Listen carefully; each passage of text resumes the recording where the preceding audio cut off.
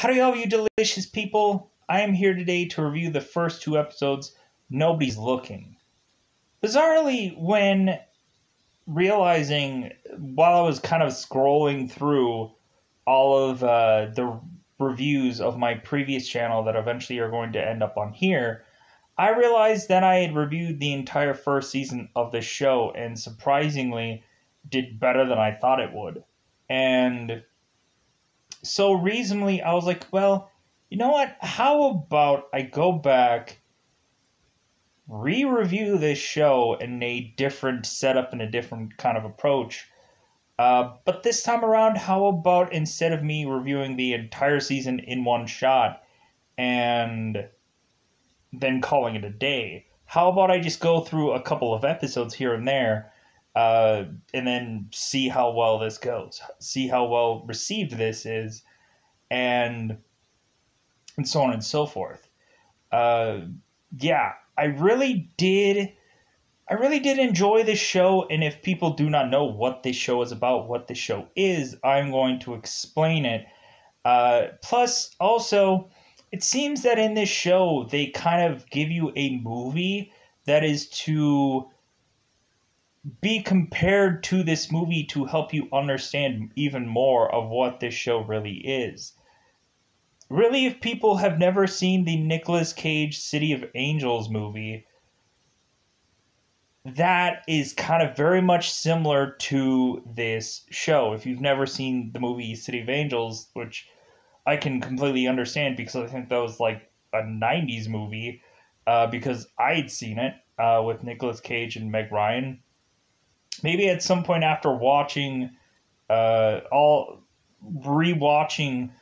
this entire season and covering it again, maybe I will go and I will watch and review the movie City of Angels just because I've never reviewed it. But I've seen it. It's been a while since I've not only seen it but then reviewed it. So because I've never reviewed it. Moving on. So what is this show about for people that have never seen of it and never heard of it in their lives?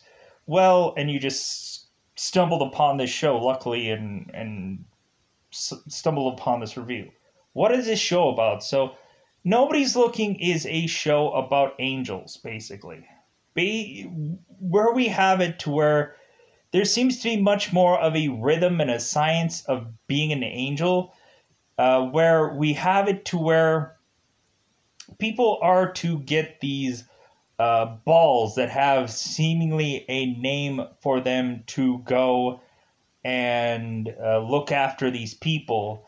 And so we end up having it to where these angels have to fill out these reports and file these reports. And we eventually have it to where these reports go absolutely nowhere but in some filing away place where we end up having it to where one of the angels realizes, well, shouldn't this information help out the next angel for when they eventually have to watch over this person? And of course, the superior angel, which I believe his name is Fred, it says like, oh no, we just file that stuff away. I'm like, so you're just wasting paper. But this is the afterlife, so paper, I guess, means nothing. So, going into this show, we have it to where we have an angel that is overly curious, and every single rule and law and whatever that he is given within these first two episodes, basically this guy's almost goal is to break every single one of these rules because this guy is curious. It seems that angels, to me, it's kind of bizarre because it doesn't seem like any number of these angels have had a previous life and they had made their way to heaven.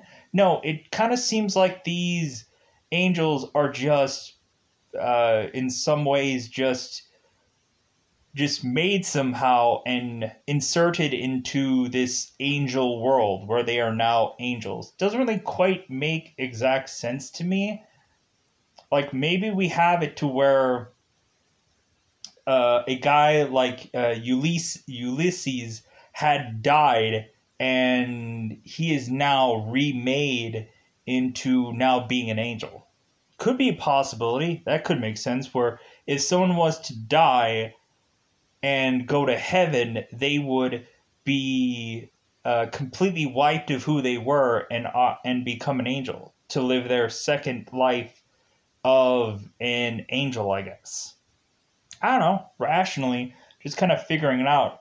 Eventually we have it to where there is a kid that is also a angel there as well, but he's like 12,000 years old, so I thought that was kind of funny. So we really have it to where in these first 2 episodes, we eventually see already if there is a god in this environment or not. If there is really anybody looking over them and scrutinizing what they're doing. As well as we have it to where Yuli is going about trying to fix things and then also trying to do the things that he wants to do as an angel instead of doing what exactly he is told. And eventually we have it to where there are problems that arise because Yuli isn't looking over the people that he is supposed to, or Yuli is just causing a ruckus and people are starting to either really get annoyed by this character not seemingly following by every rule. And yeah, so it just kind of makes for a very interesting show. And so we really have it to where there is angels among us, and they kind of showcase how angels cannot be seen by everyone. They do have the ability to be able to have certain people see them, but most of the time they want to work, or they should be working in their mysterious ways. But yeah, it seems that we kind of break down being an angel as some kind of bizarrish factory-like working scheme of sorts, and I thought that was really just interesting how, like, being an angel kind of seemed like a job. It just seems weird. I just don't quite understand how exactly that job could honestly and truly be fulfilling, because really you don't have any downtime. It's basically, hey, just watch over somebody, and yeah, you just do that. It's like, do these people eat? Do they like? I don't know. It's interesting. So let's get on to the spoilers of these 2 episodes and break it down into just kind of talking about these first 2 episodes. Yeah, IMDb is not that great at really actually helping with photos, because when looking at this, yeah, for IMDb, they have diddly crap nothing for any of the images of most of this cast. So really, I'm just going to have to go by legitimate memory of a lot of stuff and so on and so forth when eventually I'll further on review this. I didn't realize this because I didn't remember the first time I reviewed this because it was so long ago. So let's go into spoiler territory, talking about this show. So definitely check this out if you haven't already. It's on Netflix, so it's easy for a lot of people if you still have Netflix. So let's go into spoiler time. Spoiler time, it's about that time again to spoil this show. So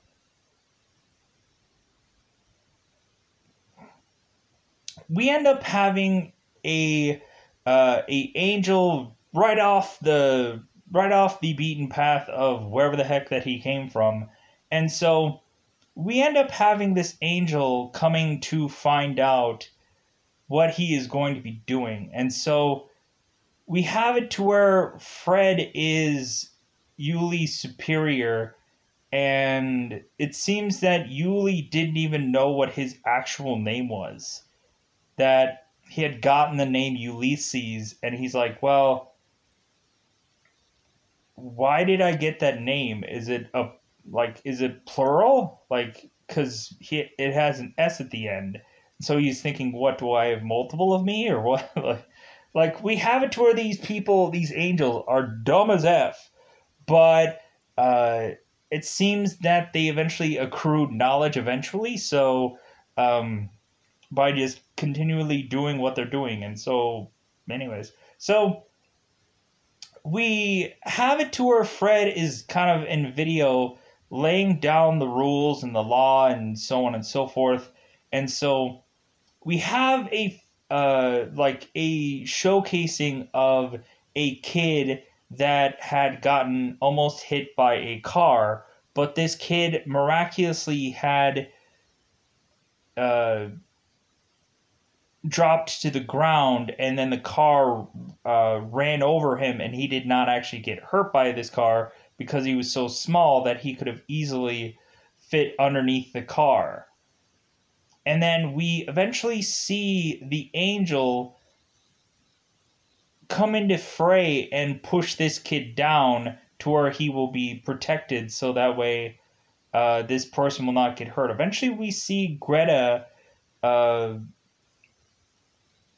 doing this as well, where she is with um, Miriam, and she goes and she is watching over this girl, and she evidently consistently does not like to wear her glasses, and so there's a lot of times where Greta was basically like watching over this girl consistently, like adjusting things for her to not fall over, or to fall over on, or to hurt herself with, and so on and so forth. And it seems that Greta had known every little bit of quirk of this girl, and bizarrely, we have it to where Greta eventually whispers to some taxi driver to tell this girl what to exactly do, and so on and so forth. So we'll get to that. So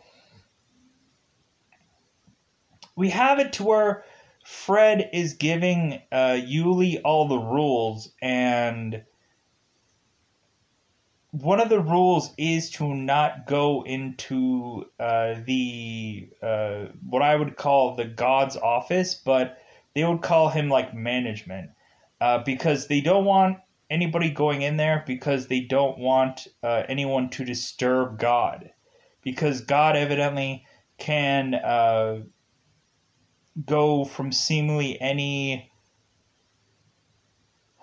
place to place to place to place at any one time. And so uh, we have it to where eventually Yuli ends up going into this office regardless, because like Yuli wants to break every single rule to see what can happen. So moving on. So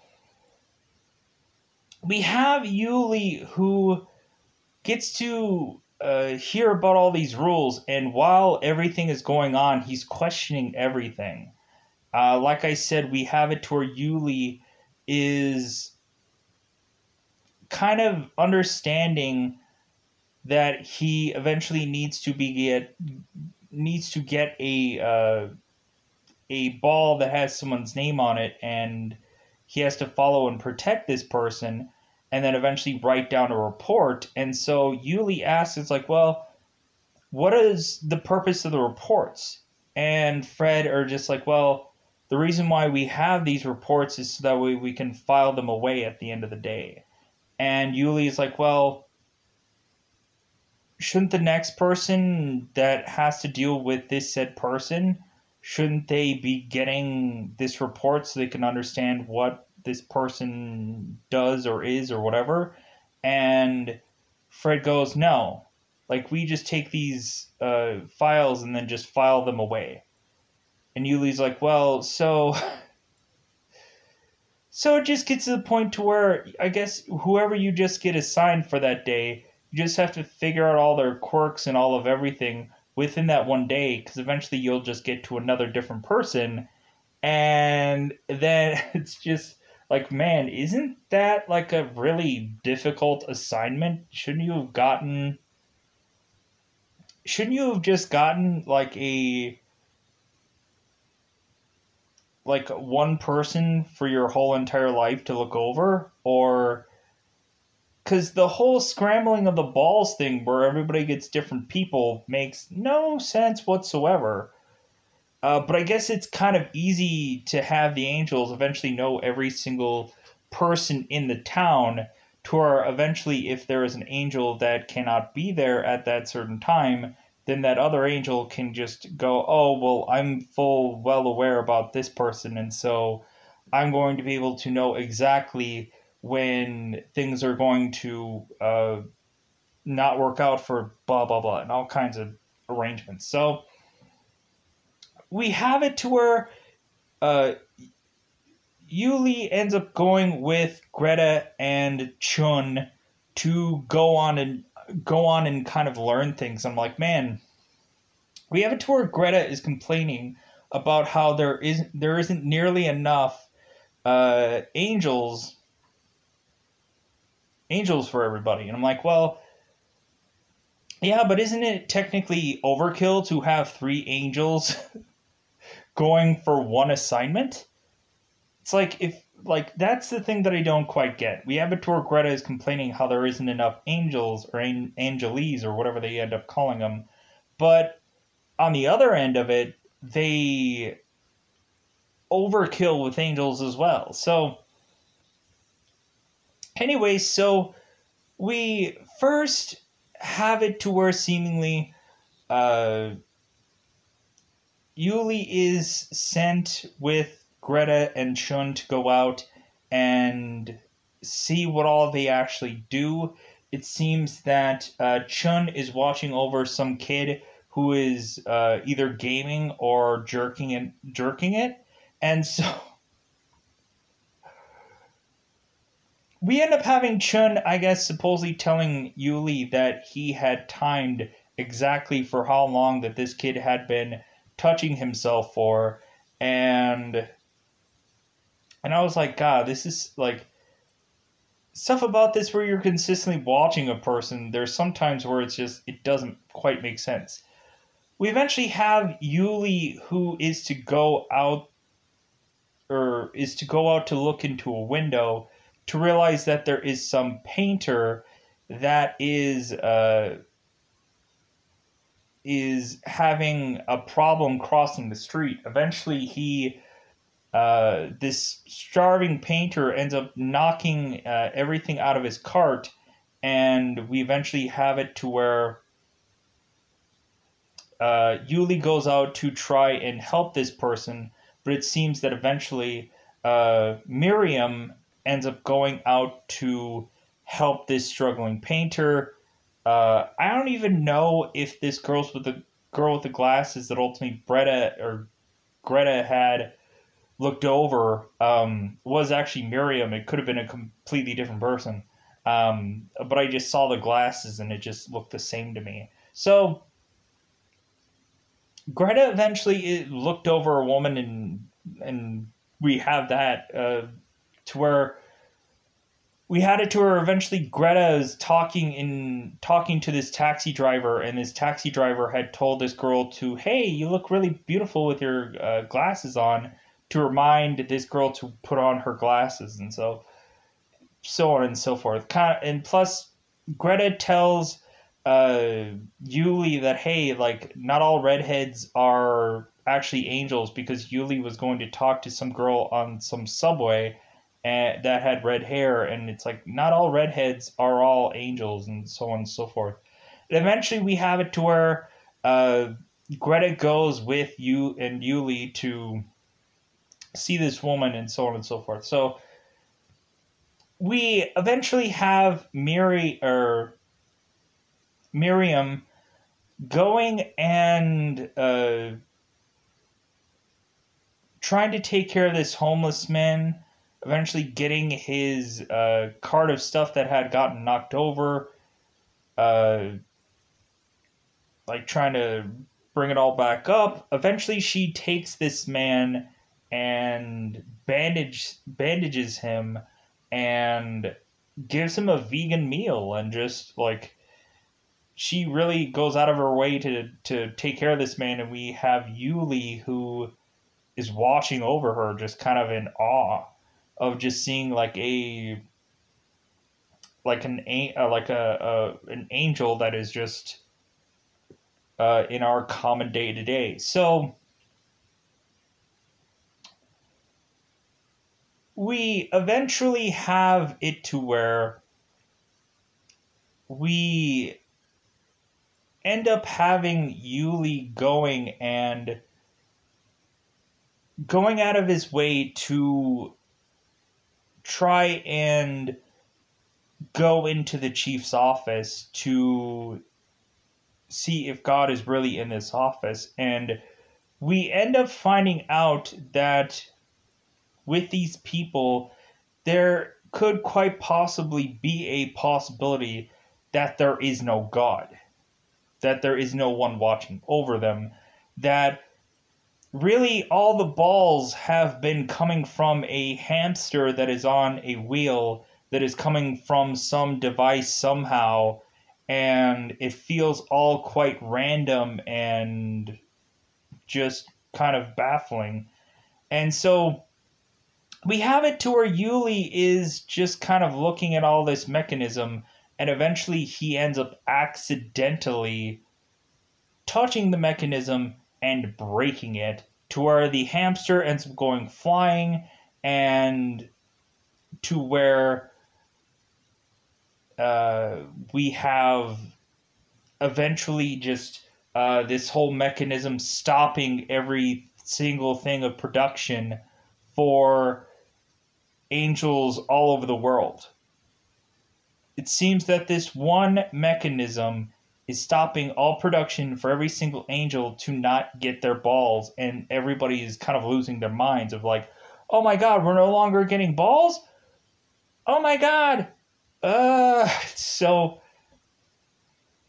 we take the entire next episode to kind of deal with this problem and fix the problem. So we end up having it to where Yuli takes Chun and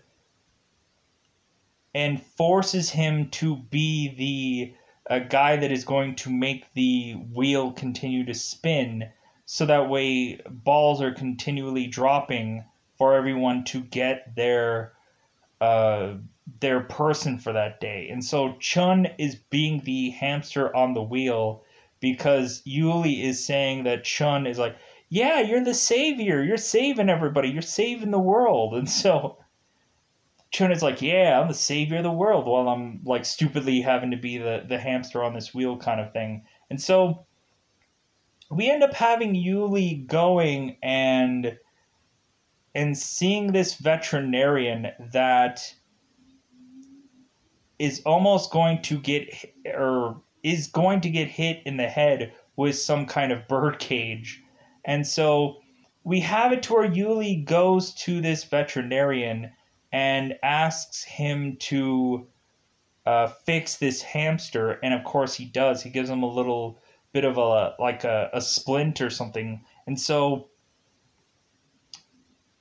of course Yuli doesn't have any money.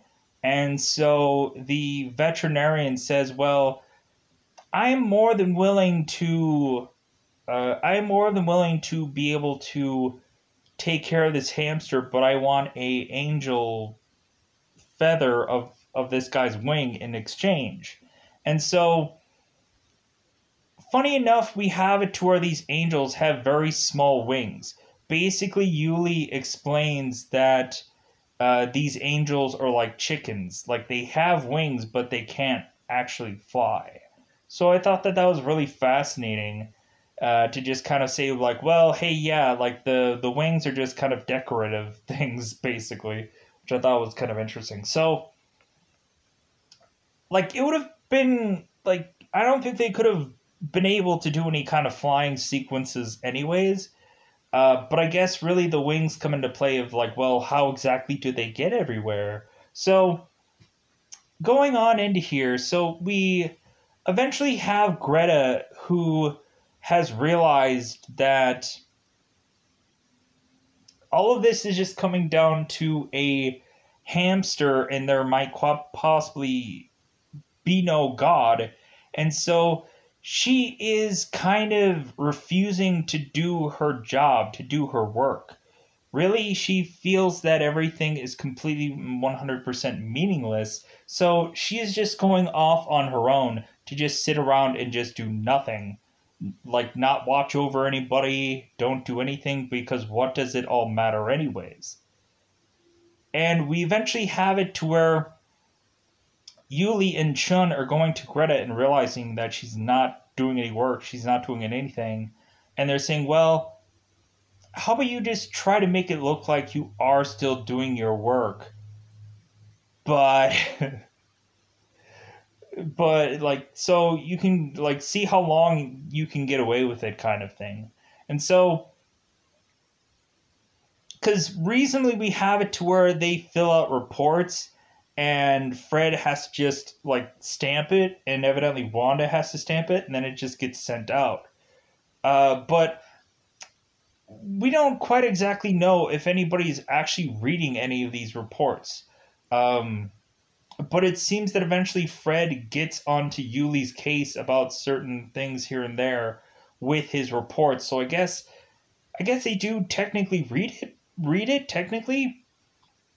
And I'm kind of wondering how Greta is going to eventually get away with not doing anything, I guess. So moving on. So we eventually have Fred who or Fred. We eventually have Yuli that is breaking every single one of these rules, and eventually we have Yuli who finds the starving artist and goes and breaks into some store to get this starving artist to sleep in some bed that of course is not his. The police ends up getting called and they then arrest this guy, this homeless man who was sleeping and just has Yuli taking and putting him into a bed that is not actually his. So we have it to where Yuli ends up feeling bad and eventually goes and one gets the hamster to get him to be going back into this device so that way they could be able to. And bizarrely, Yuli puts the hamster in his pocket, which I thought was awful. But we eventually have Yuli eventually going and bringing the hamster to get well and whatever. And so we now have to take this entire episode to now help a homeless man out of jail because Yuli did something wrong. And so Yuli goes and to Miriam and asks her to help this homeless man get out of prison.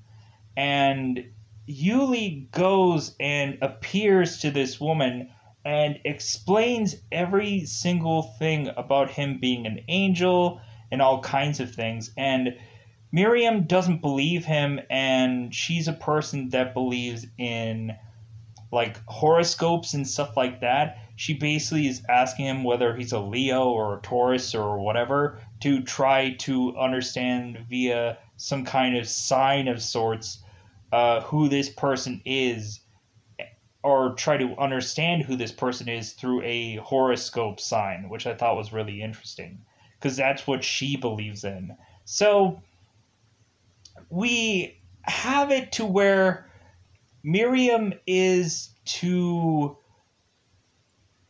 have a boyfriend, and it seems that Miriam is a princess at some birthday party, and I'm like really surprised how well that's actually going. But it seems that Miriam is really good with kids, and so I guess she does birthday parties and so on and so forth. I'm just kind of exactly surprised at how well that her job is really working out, because it seems like a very bizarre job.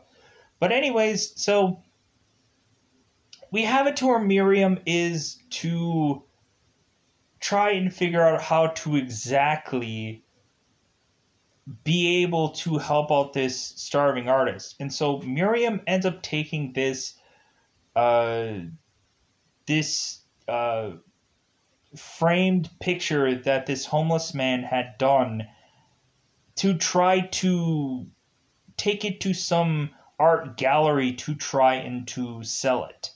And so we have it to where seemingly